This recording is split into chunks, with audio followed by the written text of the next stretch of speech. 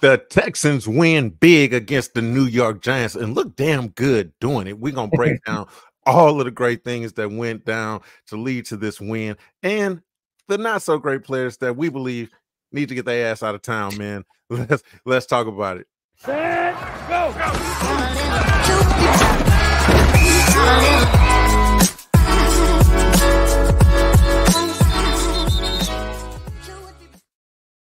Oh, yeah. It's a good feeling in the H today, Omar. Man, I'll tell you what. Good day to have a win. It's a great day, man. Any day that we wake up and we got CJ Stroud, it's a great day. Any day with 7. It's good. Any day, man. These days just gonna keep getting better, man. And your day is great because you are rocking with us here on Bull Run Sports, man. The most entertaining YouTube channel when it comes to talking about these Houston Texans, man. Y'all know how YouTube works. We don't need to go into it. Just hit all the buttons that you need to hit. Make sure that you get these videos, these notifications whenever they come, because hey, we ain't even got into the regular season yet, guys, and it's buzzing. It's crazy in these streets, man. So you don't want to miss anything that's going on, man. For sure. This if this preseason game, Omar, was any indication of how this season is gonna go, man, so much good stuff to pull away from this game. We're gonna get into all of it, but yeah, it was definitely very. I mean, again, we're riding this high, right? Like we're every preseason game has been, more and more. We're getting a little bit more of the starters, and we're starting to see some of these things that. That the league's a little afraid of, to be honest. Absolutely. Right? They got a lot to look out to. They got a lot to look out for. Yeah, for sure. It'd be crazy not to be, man. CJ looked good. We gonna get into all the good things, but we're gonna be negative for a second, all right?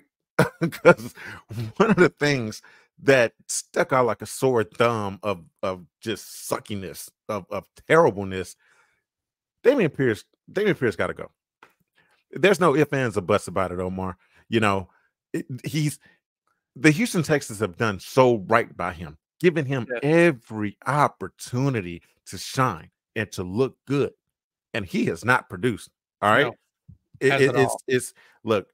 I say the Texans, bro, front office, they can get on ChatGPT real quick, prompt it to write a nice, heartfelt letter of termination, just to let this man go effective immediately. Thank you so much for your service.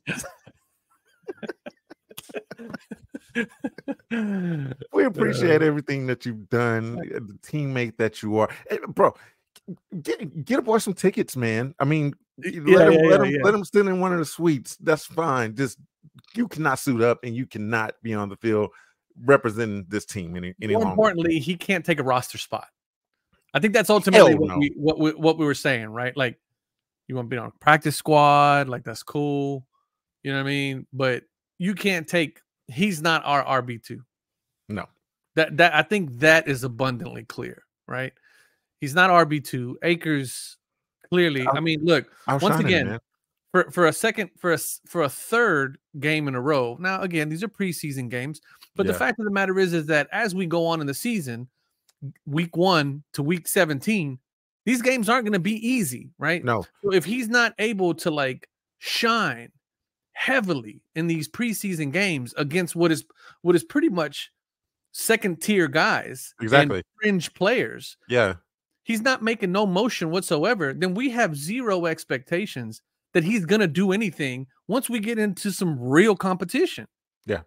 You and I have talked a lot about this. This week is going to be the week where we're scrimmaging against the Chargers, right? The Rams. The Rams. Sorry, the other LA team that LA residents don't care about. Yeah, exactly. Yeah, we got to put the one that they sell out. Yeah, the one that they sell out tickets to like Hollywood people that just show up and they don't give a shit. So much going on. I mean, I'm with you. He's got. I don't want to say he's got to go, but he's not RB2. I'm saying he got to go, bro. You're saying he's got to go. Oh, what what are they going to do with him realistically? All right, because Cam Akers So obviously is right now, outstanding. He yeah, for deserves sure, the RB2 spot. for sure, Okay, what for are you sure. gonna do? You gonna move Dame into RB3 and Daria Gumbawale not go get any So touches? right now you're saying he's not only not our RB2, he's not even our RB3 at this point because you think Dare No, has a little more to bring to the table. I mean, okay. Compared to this, Omar, you've worked corporate America For sure. for decades, right? You know, I don't want to put your age out there. Decades may be a I'm little. proudly 40 years old. I've earned every single one of these motherfucking gray hairs in my head. I Come don't. on, bro. So think about it. If the top management guy, like a middle management guy, like the Right. guy that's sitting right under the president or something like that, all of a sudden he's not doing what he needs to do. What you think you're gonna take him and put him back on the assembly line? I mean, okay, I'm with you. No, I'm with you. he getting the axe, bro. He's got to go. You know what I'm saying? Because then you're taking food out of somebody else's mouth who is producing at their job, at their position. You know how it is, bro. It's much Yeah. tougher to demote someone than it is to just straight up give them the axe.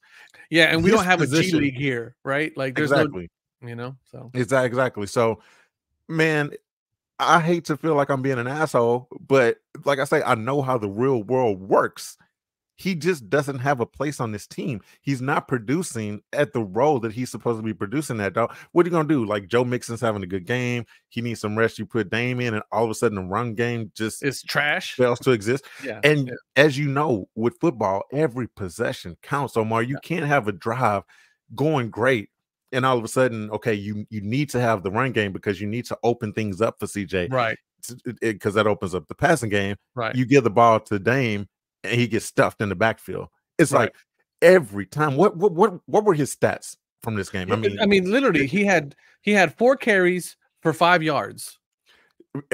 4 carries for 4 yards was his stat line from the last week. And then I think he had 4 carries for 4 yards, I think in the first game, in the first preseason game. Omar, So again, I'm not going on a limb here, bro. I think I could put up those numbers, bro. I think I could put up those numbers. I don't even think that's cocky to say. I'm not like one of the dudes that like sit on the couch and be like, "Oh man, that dude trash." I think I could put up that stat line. Yeah, I think you got some room to speak whenever all he's putting up is 1 yard per carry. I mean, like that's 3 feet. Come on, I can do that. 3 feet. I mean, I could probably stumble and get 3 feet. Exactly. Trip and fall behind a lineman. And Man, give me his paychecks, bruh. I can go up there and stink it up just as well as he doing. The fact of the matter is that he's playing off of what he did his rookie year, right? Yeah. I mean, that's still pushing him forward a little bit, and I think that's what the Texans were like, or maybe are still hoping to see at some point is that resurgence of rookie year Pierce and hoping to see some. That's a lot to hope for, man. That's a lot to hope for. You know, no, you don't see it. Plus, you know, the obvious thing is we ran a completely different offense. You know, the Texans were a dumpster fire. He was the prize pig on a terrible team. You know, the prize pig in the slop. You know, that's not you shouldn't hang your hat on that. And for some reason he is. And like you say, the Texans think that maybe he can recapture some of that magic. But the fact of the matter is, in this offense, which we're not going to change, man, I've heard some shout out to my man Landry Locker on his stream. He was talking about this very thing, you know, talking about the struggles of Dameon Pierce. And someone commented and was saying, well, how about when you put Dame in, if you run the offense from 2022? And what a ridiculously asinine comment. Yeah. You know, is you. So you're going to change the entire layout of a team that's built a certain way, personnel wise. Yeah. To help one guy that's struggling. When you got 3 guys that are outperforming him doing the exact same job just because you want to keep them. Yeah. If Dameon Pierce doesn't get cut between now and the end of this week, he has pictures of somebody fucking a goat. You're not wrong, bro. You know, you're not wrong. That is that's a great thought, man, and it's true. I was gonna say I'd be really upset, really disappointed, but you make a great point. He got to have something He's got pictures over on somebody's. somebody. Yeah, You see, he's either got pictures on Bobby, he's got pictures on it's got to be. Nah, it's got to be the higher ups, bro. Oh, yeah. You think he's got pictures of Baby Huey? Got to. That'd be crazy. I think they'd be willing to throw Slug under the bus and be like, yeah. You know, hey, listen, man, you should left that go alone, dude. I don't know what to tell you. Dame got to go. yeah. We got a team to run. Nah, bro. Yeah. We got a Super Bowl to win, baby. He got the top notch picks, bro. He got the top notch picks. Yeah, he's got somebody up there for sure. But I mean, again, I think, you know, the other thing that you and I have talked about pretty regularly on the show is how much of a turnaround the Texans front office has made, right? In you know, in making some of these what you and I feel to be logical calls, whereas before that just wasn't something that was present within, you know, our organization, making logical calls. And I think this is one that's just clearly logical, right? Like, it's not just that, right, Omar, because I think a lot of times as fans, you know, when you have a football team, you're heavily invested in them. You watch them every week. You're like, man, this team got talent. If we just had this piece here, this piece there, we could win. But realistically, quarterback. Yeah, realistically, man, like we always talk about, football is such an ensemble. It's a team sport. I mean, you got 22 guys that got to be elite. Then you got to have depth. Then you got to have the right coach. You got to have all of this stuff. And a lot of these teams realize and understand, okay, look, we don't have it. So as fans, we're clamoring. We're like, yo, it's this free agent. Like, he's available. Go get. Why aren't you getting this guy? He could make the difference on this team. Right. But the front office people have to understand and realize, like, no, with that, obviously bringing in that guy, paying him a fuck ton of money isn't going to change the you know, the dynamic of what's going on. You know, it's not going to produce as many wins as like fans would think. So obviously the big thing here with the Texans is, dog, we got the perfect chess piece right there in the middle. We got CJ Stroud. And not just that, dude, they overperformed with the team that was supposed to be a complete dumpster fire, you know, last year. So that's why when people, you know, comment to us and they're always like, oh man, stop jinxing and stop saying that we're gonna win the Super Bowl. No, this is a realistic thing. We're not just out there grasping at straws right now. The front office guys understand and they know we got the squad to go out there and get this thing done. And you strike when the iron is hot. We're not this team that's on the outs. This isn't a delusional thing, right? I mean, we're not at all. Yeah. We're not Cowboys fans going, this is our year, bro. No, based on nothing, right? Like, our shit is based on realism. You know what I'm saying? And this is, I would beg to say, maybe besides, you know, 2011, 2012, 2013, realistically, the first time that we should have real optimism about legitimate contender. Yeah, it's for real, man. So, you know, we're speaking in the vein of Damian Pierce, and like you said, you hit it on the head. Him taking up a very valuable roster spot. Yeah. With this, man, with a team that you got in legitimate contention, it's too valuable, man. You know, hey, like I say, great guy, good teammate. We'll give you tickets to the games. You know, you come hang out, bro. But you gotta go. You gotta go. Yeah. You know, hey, Damian, I'll tell you what, bro. You come join us here. Yeah. Come on. Come on the pod, bro. come kick it. Come have a seat. You know, grab a drink, have some fun with us, and talk about the team that you were formerly on. Because if I don't wake up to the news that he's cut Omar, I'm gonna be concerned about what the hell this team is doing. Yeah, that's legitimate. I mean, let's see. What did he do on? I think the only thing that may save his bacon, I'm trying to remember. He had a pretty decent kick return. What did he do? I think he did like 15-yard, like a 12 or 15. No, 18-yard kick return. I could do that too. Yeah, I mean, but then again, so can Steve Sims, right? I mean, exactly. You know, so you got some. There's nothing. There. There's nothing that he's put on tape that can legitimize him being on this team, man. But you know what? we're usually a little bit more optimistic. Like I said, I don't want to continue being a straight up asshole. So I will pivot and say another guy that we've been talking about that's been having struggles that we've been saying, man, if he can't put together a great tape, he's going to be on the outs. And that was John Mechie. John Mechie finally had the game that he needed to have, Omar. Yep. I mean, he needed this desperately, man. Yep. 68 yards, 6 catches, and a touchdown. I mean, great game. Great game. Great game. Looked good out there, running great routes. I mean, he just looked good. This was, I mean, a monster game for Mechie. And at the end of it, I walked away from this game feeling really good about Mechie. I'm like, there he is. Yeah. That's the guy, right? Which is, I think, what everybody's been hoping for Damian. We just can't see it. It hasn't happened yet. Everybody's waiting for that. Oh, there he is moment, right? And I think, like I said, we're objective, right? We're not just here to hate on somebody. I don't hate Dameon Pierce. I don't hate anything about him except his hair. His hair's fucking dumb. That's the only thing. But other than that, I think he's a good guy. I want to see him do well, but he's just not, right? Yeah. And the same thing went for Mechie. It was like, hey, man, CJ loves the kid. Right. Everyone loves the kid. We love his story. We want to see him, except we want to see him do well. But it's like, if you're not doing it on the field, like we say, this is a real contending team.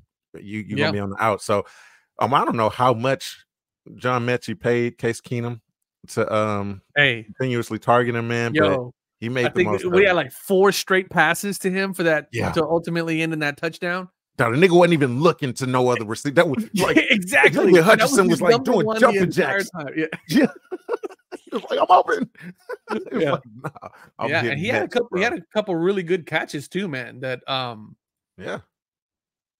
that really stood out. So I mean, this is what we wanted to see. We wanted to see that from Mechie, and luckily for him, he has put some valuable film on tape. That are going to give the Texans something to think about over the next couple of weeks, maybe even this week. Yeah, no, you're absolutely right, man. Because as we know, what are we just 2 weeks away now? I mean, the season starts September 5th officially. I think our first game is September 8th. I'm not good at math. I don't know. I know something like that. Yeah. So it's close, regardless. So these cuts, like you said, we're probably going to start hearing about cuts being made as early as tomorrow. You know, these words will start trickling in here. So we got some very tough decisions to make. You know, we've been talking about it all off season, man. And Omar, I think it'd be interesting, man, if you could try to pull up and see what's the average amount of receivers that an NFL team keeps, because we've kind of been alluding to possibly the Texans keeping 6 or 7 guys. But that may not even be the case. If it's less than that, if it's 5 guys, my goodness, I mean, who are we going to keep? Players that, receivers that we may have thought was safe in the past may not be safe.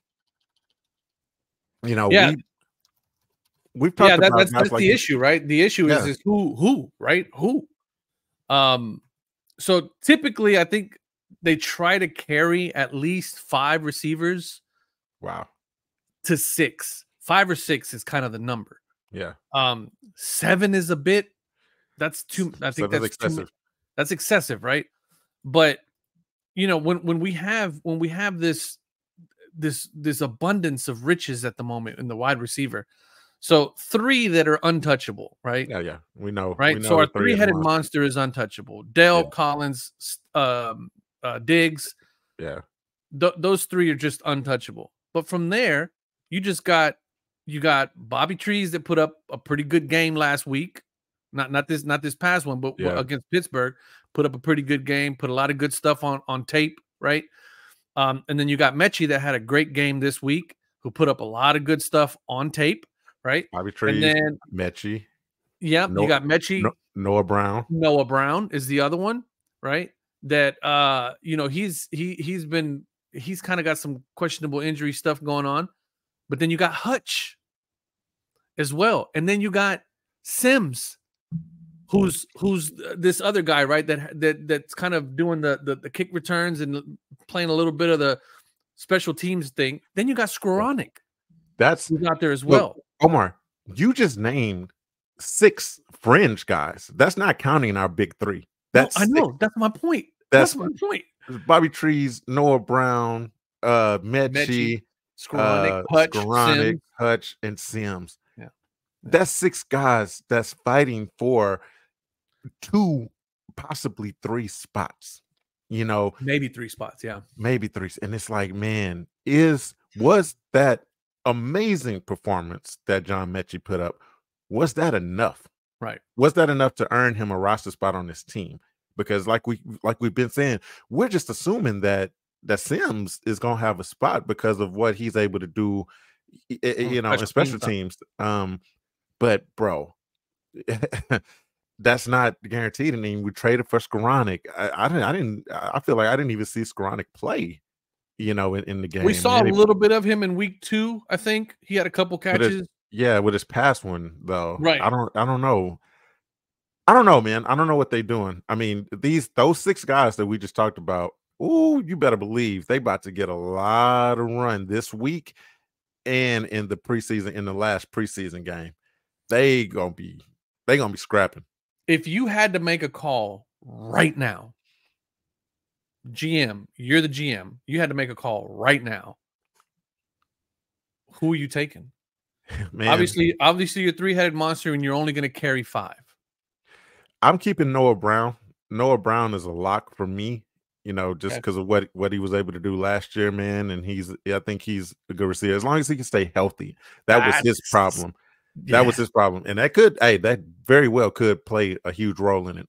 Oh man, from there, bro. I would say Xavier Hutchinson, you know, outside of this past game, the Mechie game, looked like he was earning that spot, you know. And if I had to pick, I feel like he's been a little bit more consistent than Mechie. So that's 5 right there, man. And that 6 spot, man, it's so tough because none of the 2 guys that I just named play special teams.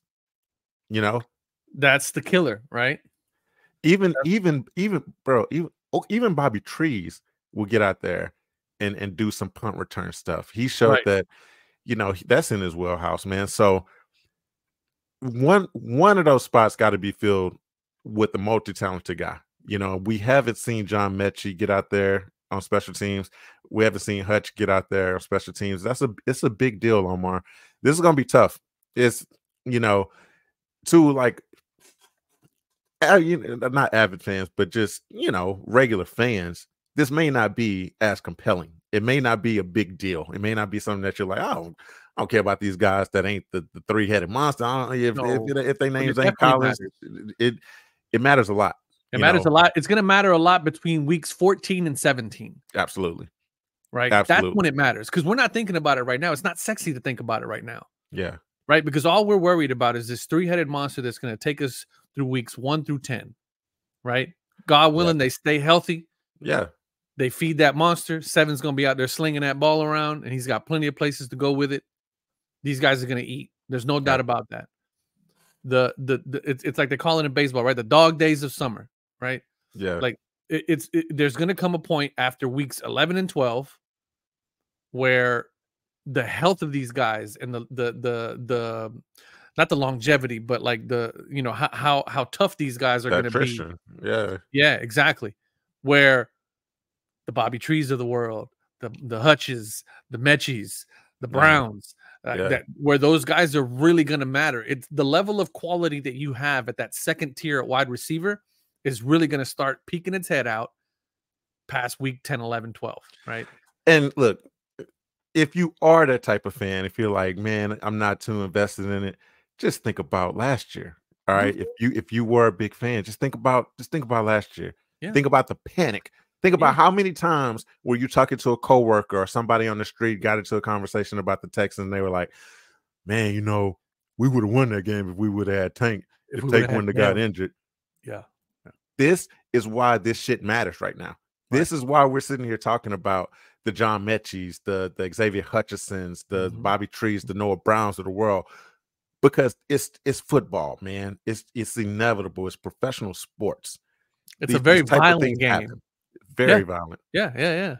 It's a very violent contact sport. I mean, literally, your job as a defender is to take that wide receiver's head off the moment he catches that ball. Yeah. And not only that, man, even if they don't take somebody's head off and you get injured, and bro, it's wear and tear. It's the wear and tear, Omar. Yeah. Like, you can't think about how bad we sitting here limping around because we was doing some dumb shit the other day. You know, and look, I don't want to tease it too hard, man, because we ain't gonna get into it fully. But we gonna hit y'all with a completely separate video of us, our old asses, running 40-yard dashes to determine the draft order of our fantasy team, man. Absolutely crazy. I have not ran a full sprint in probably close to 10 years, and it showed. It showed. Your boy was out there hurting, man. So hey, be on the lookout for that. Be on the lookout for that, but I'll give you guys another little teaser. I have a BioFreeze patch and an ace bandage wrapped around my calf right now. So, right now, bruh. And what that was a good 20 seconds of our time, combined between us running multiple times to try to get the best time. These guys are going to be doing it for 17 games, an hour, the practicing. Come on, Omar. It's unrealistic to think that they're going to go through the whole season and smelling like roses by the time the playoff comes. Look, so we got to have depth. Collins is 25. Diggs is 30. Now, that's old. Doesn't sound very old, but for wide receiver, that's old. Yes. That's old for NFL wide receiver. Tank Dell's a young buck. I think he's maybe 22, 23, 24, something like that. But Diggs, man, I'm not convinced. I'm not convinced that Tank Dell ain't invincible, bro. No, I'm not. There's a case to be made. Exactly. That he's like Bruce Willis unbreakable, some shit, man. I mean, it's outrageous. I don't know about that, but no. We'll see, man. Like we said, there's a lot. I hadn't heard him talk about his shooting fully until the other day. Like, he was doing an interview with somebody. I thought it was like, oh man, bullet grazed him, something like that. No, he took a straight bullet, and he ran, jumped over a fence, and then barely realized that, oh damn, I got shot. Yeah, I mean, by all accounts of people that I've known that have been shot, it's especially in a high adrenaline situation, you don't even feel it until afterwards. 9 times out of 10, you don't even realize that you've been shot until you look down and you see like, oh shit, I'm bleeding. Damn, I got shot. And if it's not any like fatal organ type thing, you typically get out of the situation that you're in and then realize, oh shit, I got hit. That's wild, man. Yeah. But man. I mean, a lot of decisions to be made at wide receiver. One thing that we don't have to worry about, though, I wouldn't say we don't have to worry about it, but some standout play from our defense this week. Swarm. I mean, just swarm them. Swarm. And listen, that first, I think that pick 6 was against they started Daniel Jones. It was Danny Dimes, bro. They played Omar. Not only was it against Danny Dimes, the Giants played their first team offense the entire first half. Yes. So even our second team defense. Yes. Omar, pull up the stats, bro. I got it. 2 picks, 3 forced fumbles, 5 turnovers total. 5 turnovers total. That's their squad. That's their squad that they're running with. Yes, you know what I'm 100%. Saying? So our first team guys obviously shot. It wasn't even our entire Daniil, bro. Oh, I'm just like this. It gets me so hyped, bro. I'm just so excited. Daniil Hunter wasn't out there, Omar. No, he wasn't. Will Anderson Jr. wasn't out there. No, he was not. We're doing this. It wasn't even our first team. No defense, really. Nope. Essentially, right? Petrie got the first pick. Great.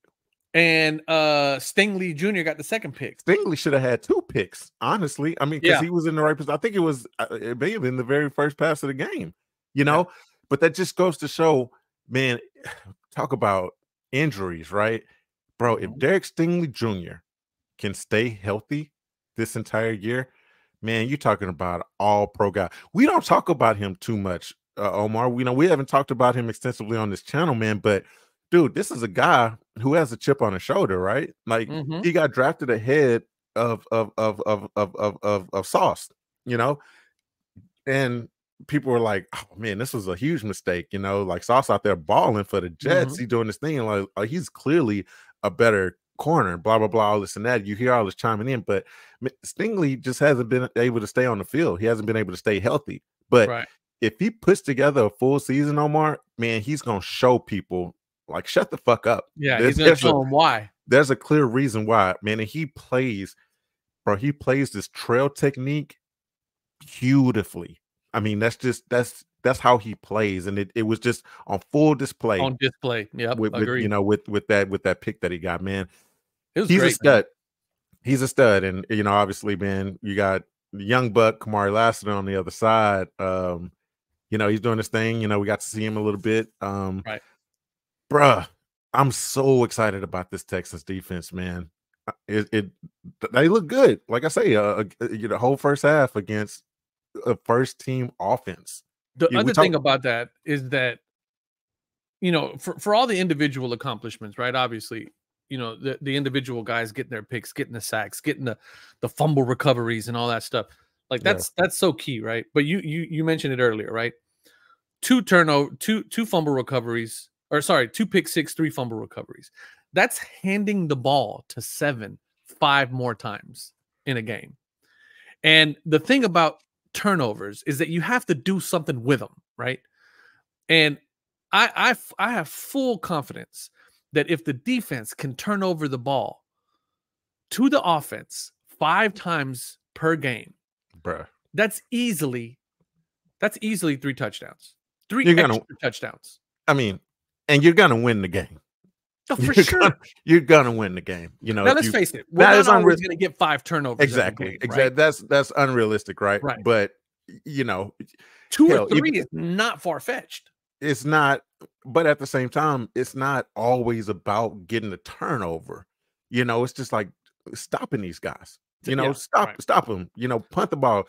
You're still getting the ball back in Seven's hands. Right. And the other team not scoring any points. So, ooh, man. But 14 total points out of our defense this week was phenomenal. Yeah, just phenomenal. You want that. Anytime the defense could generate points, huge win. Huge win. Yeah. Huge win, man. So that is something to be extremely encouraged about. If that performance is indicative of what we're going to see for 17 weeks somewhere, my God. But hey, the defense was balling out as a whole. But again, there's a theme going on with this particular episode with people that we've been worried about. And when they get their opportunity to step up, are they taking it or the digressing, right? Somebody that did shine and take full advantage of his opportunity in this new role, Jalen Petrie. That's right. Jalen Petrie came up with a pick 6, man. Right place, right time. Now, Omar, it's football. The way NFL defense works starts up front. We got great penetration. We already, we had them backed up. Obviously, they were starting for like their 1 or 2. Like they're 1. Yeah. Because, it's preseason, right? Like, in a normal basis, that would have been an easy chip shot for Kaimi Fairbairn. But what the fuck do we need to see that for? We know he can make that kick, exactly. So in a meaningless game, you want to see what your offense could do. And unfortunately, we weren't able to put it in the end zone, just running a vanilla-ass offense, which is fine. We're not overly concerned about that. We know CJ, Bobby Slowick, Joe Mixon, once he's there, and we don't have an ass of a running back that can't. Exactly. He would have punched He would have.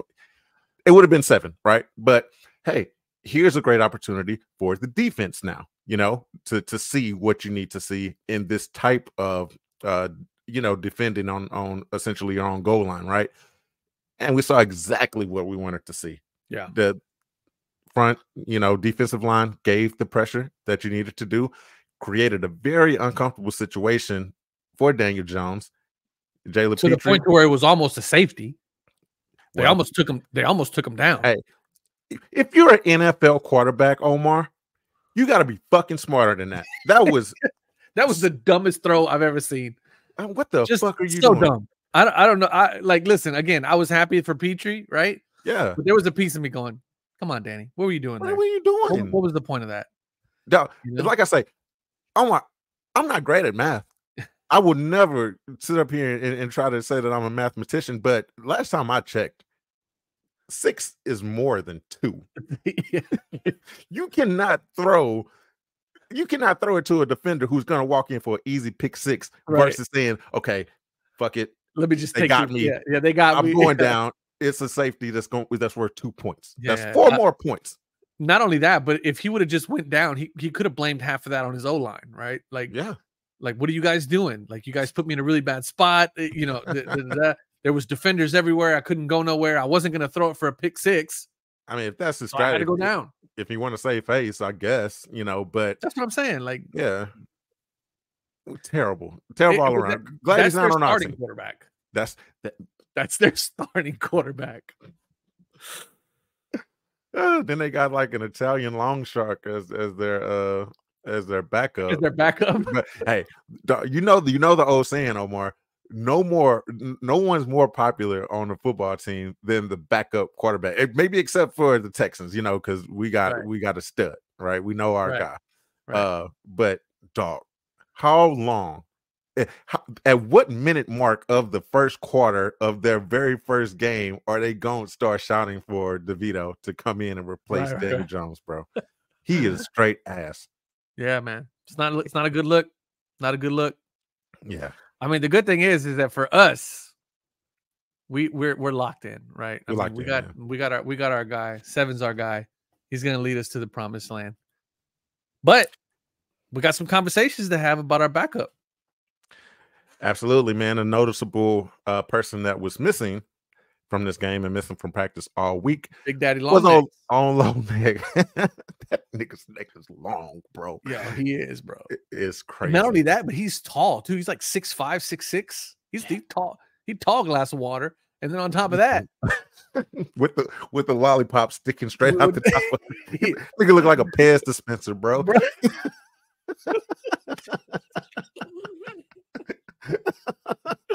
He does look like a Pez dispenser. Yo, man. But crazy. Injured, right? I mean, is it injury that kept him out? I think it was bruised ribs, if I'm not mistaken, man. The injury that he suffered in the Pittsburgh game. But got tightened up. Yeah. The conversations since he's been out have been swirling.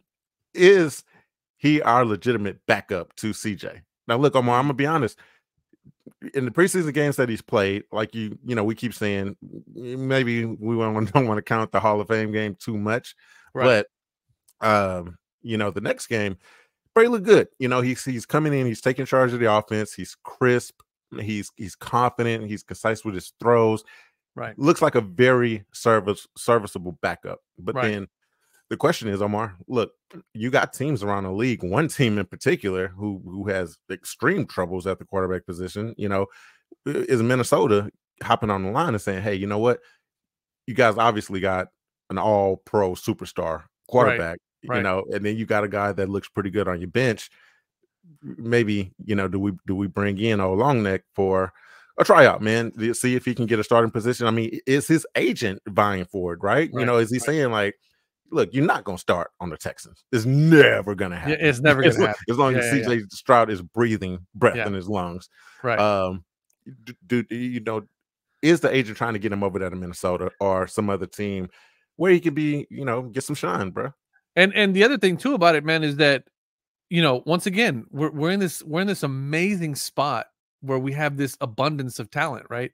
Because Keenum, at the end of the day, your backup quarterback, all you want him to do is be a game manager, right? Exactly. Yeah. Don't fuck it up, right? Chances are, we won't need you if something happens towards maybe until the end of the season. We might need you for a couple of games. Yeah. You know what I mean? We need you to be a game manager. We're not going to ask you to go out there and do anything crazy.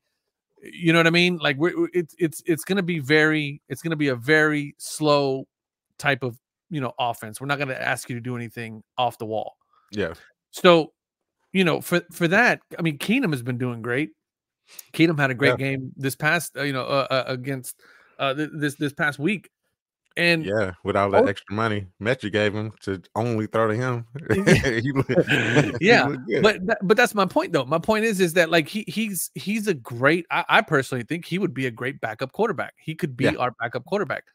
And then if that's the case, to your point, right? There's a lot of teams out there that are really hurting for some talent at that quarterback spot. Yeah, exactly. I mean, bro, I would love to see Mills get a starting role and then just become a stud somewhere. Bro, 100%, man. 100%. You know, dude, something like I say again, some people may view this as an unsexy conversation because, dog, there's plenty of teams around the league right now where their people, their beat writers, their channel creators are legitimately talking about who's going to start for this team, what position, blah, blah, blah. Dog, we have the luxury where we're not talking about starters at all. No, Omar. we're not. We know who our guys are. We know that our guys are studs. Dog. The bulk of our conversations are these backup guys in these backup situations, you know. So, but great point by you, because yes, we do have Case Keenum. And remember correctly, all season last season, we were riding, everyone was riding. Davis Mills was riding, saying, I'm the backup guy. I'm the number 2 guy. Right. But when it came down to somebody needing to fill that role and getting in game, it was Keenum. Right. You trust Keenum. Right. Keenum is a proven guy in this league. He's won games. He's won big games. He's won big games. Yeah. Won big games. You know, he's been a big time quarterback. And shout out to him, man. I mean, easy got to root for him, bro. He was right over there at UH, man. I mean, I was crazy.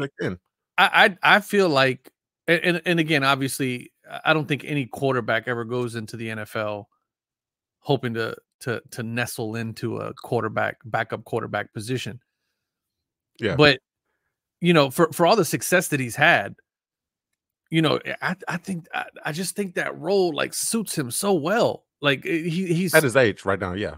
Yes, exactly. At his point in his career, I mean, let's face it. If he was gonna be a stud QB1 for some other team, it would have happened already.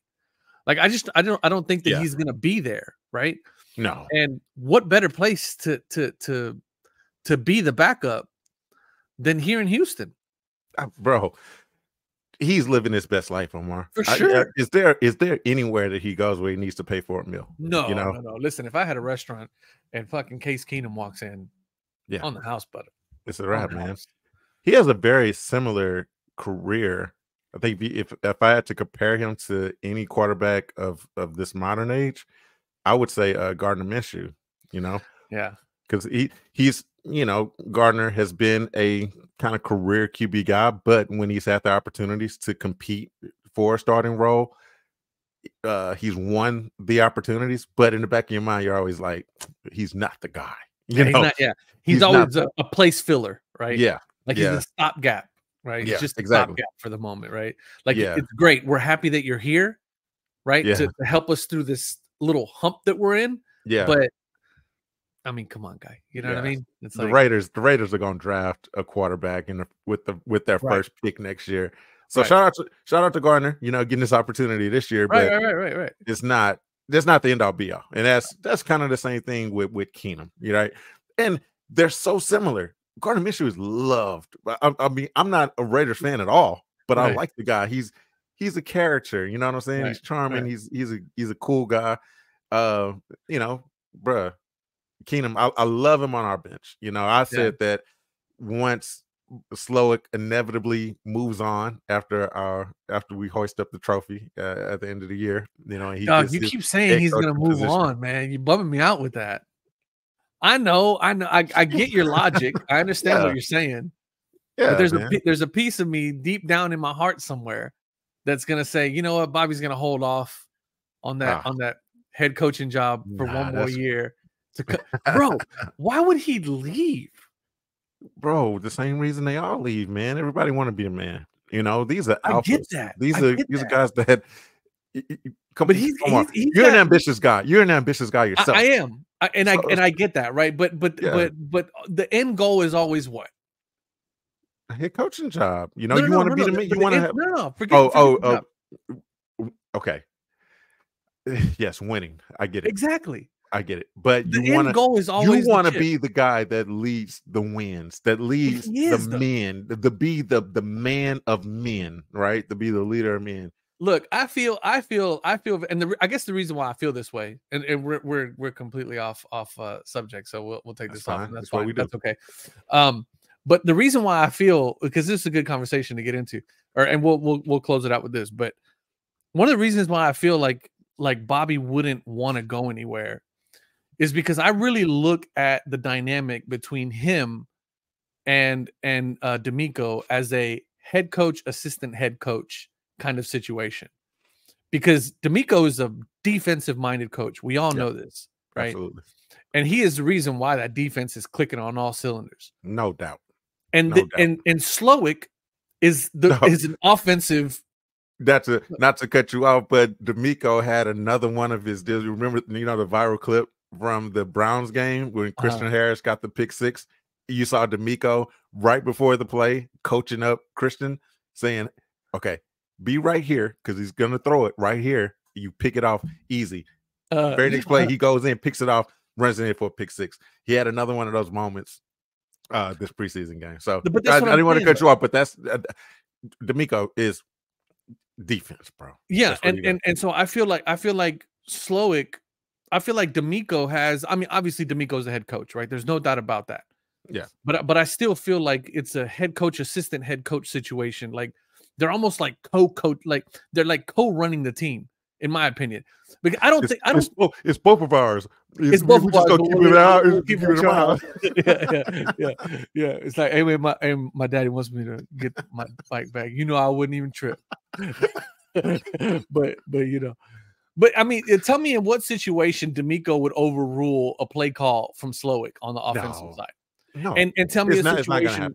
That's what I'm saying. Yeah. What I'm saying is that, like, I don't know, man. I feel like when we're done with this season, when we win this championship, I think Slowick is gonna go, man, do I want to go to a team and start all over again and build something from scratch and possibly not win another chip for another 3 or 4 years while whatever team I go? Because let's face it, if Bobby goes to a team, he's not gonna go to a good team. Because a good team is not going to blow their team up, right? Of course not. No, he's going to go to a dumpster fire, bro. Why are you?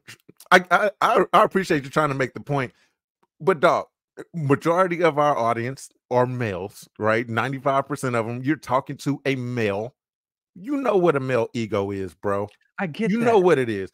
It's not just that. It's the ambition. You've worked your ass off, essentially like your entire life to get to that point. You're not just going to stop and be like, okay, I just always want to play second fiddle to someone else, no matter how great the relationship is, no matter how many wins it produces. I don't think it's ever happened, Omar. I mean, these guys, if it's there, you're going to want to go after it. You're going to want to take it. He's going to get a head coaching job somewhere else. I just especially on the heels of a Super Bowl. That would be a really sad one and done situation. It could have been much sadder because he deserved a head coaching job after this year. Yeah, no doubt. I'm cool. I'm content. I'm like, hey, you know what? We got him back. I'm great with that. Now let's get the fucking job done because this is the year. This is the year. Yeah. So you're saying because he's gone this year? Because he's gone after this year. He's gone. I hope you're wrong, man. I hope I'm wrong too, bro. I really hope I'm wrong, but I know that I'm not. And I mean, it's just a credit to how great of an OC he is. You know, like everything that we've been talking about, Omar, is great problems to have. Yeah, I mean, for sure. These are all good problems, man. So, for sure. Hey, I will say this prematurely. Happy, most people you're gonna check this out on your morning drive, maybe throughout the day, tomorrow, through the afternoon, the evening, whatever you're doing. Happy Damian Pierce cut day. I'll just put that out there. Good for all of us as Texas fans to hear the news that Damian Pierce has been cut. And will be joining us here on Bullhorn Sports. I don't think he's good. I don't think he'll join, especially after you talked about that man's hair like that. That's kind of harsh. Yeah, no. Cut his hair live. Thank you, folks, for tuning in. We appreciate it. Check out all the links below. Oh, we got new shirts. Yes. I forgot to talk about that at the beginning. Yo, Don't forget about this one. Yeah. You rocking the well, we got 2 more on top of the Texans Hall of Fame jersey. We have our 3-headed dog. Who's stopping them? Who's stopping them boys? Man, who's stopping these guys? You got Tank Dell, Diggs, and Nico Collins, all led by the great number 7. Yeah. Who's going to take us to a Super Bowl this year. So we got that shirt available. And then Trinity. For those of us that are bold, right? Here it is, baby. We're calling it. You know, we got it in 3 colors, 4 colors actually. Light blue for those of you that like the We Love You Blue era. I like that. In navy, red, and in black. I prefer the red. I think I got a red on the way. But if you're crazy just like us, and you know that we're gonna win that Super Bowl this year, confident, go ahead and put realistic. Put your money where your mouth is and pick up a Super Bowl Texans shirt, baby. That is. Because that's where we're headed. And wear it proud. And wear it proudly. Look, it's got the date on there and everything. New Orleans, we will be the 2025 AFC champs, and we headed to New Orleans, baby. Let's go ahead and pick up that shirt. All that stuff's available in the link below. Don't forget to like, comment, subscribe, all that good jazz. All the good old YouTube stuff that keeps this thing rolling. Yes, comments are great. You know what we need to start doing? We need to start bringing up comments from people who actually leave comments. We appreciate that. I'll bring them up on the show. Bring them up on here. And then, man, we get shout out, and obviously, we always respond to the comments, man, and we're steadily building a community, man. We got the goal of getting to 1,000 subs by the start of the season. It looked like we were gonna hit that mark and blow it out, but hey, let's step it up, man. If you're watching this, let's hit that mark. We appreciate you being here, especially if you're rocking with us at this minute mark right now. For sure, you're a real one. You obviously like what we got going on, so hit the sub button, hit the bell notification so you know that you're getting them, man. But Omar, to your point, the comments have been great. Yeah, for sure. We live in 2024, bro. People's natural reactions almost sometimes are to be negative, which is weird. I don't know. It's easier to just be cool, like that. Yeah. But we've gotten some really good comments, man. Really cool ass people out there, bro. Really, really awesome people that want the same goal that we want, bro. We're trying to see this team win. We care about the Texans. We like the team, bro. We want to see this thing go all the way. So shout out to you, man. If you're a person that's left comments here before, shout out to you having some fucking decency and some balls to like put a comment out there actually saying something positive. Because motherfuckers love to say some dumb shit. So shout out to you, man. We like that. But yeah, man. All right, man. We appreciate y'all. We'll catch y'all on the next one. Love y'all. Peace.